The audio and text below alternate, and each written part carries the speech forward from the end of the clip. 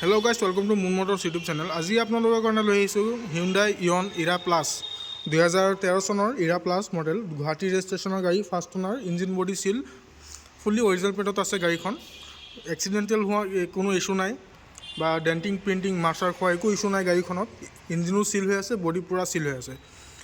ইয়াত আপোনাৰ গাড়ীখনৰ অনলি ৰানিং হৈছে আপোনাৰ 21,000 ছামথিং, ফুল্লি একদম জেনুইন ৰানিং আছে। 21,000 ছামথিং গাড়ীখনৰ ৰান হৈছে।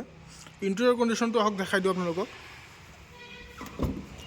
কোম্পানী ফিটেড AC হিটাৰ পাই যাব এইখন গাড়ীত, পাৱাৰ ষ্টেৰিং পাই যাব এইখনত, দুটা পাৱাৰ উইণ্ডো পাই যাব company fitted. Leather seat cover লাগি আছে, ফ্ল'ৰ মেট নতুন লাগি আছে, লেডাৰ ছিট কভাৰ নতুন হৈ আছে। বেক চাইডতো চাব পাৰে, লেডাৰ ছিট কভাৰ লাগি আছে, ফ্ল'ৰ মেট লাগি আছে নতুন কণ্ডিশ্যনত।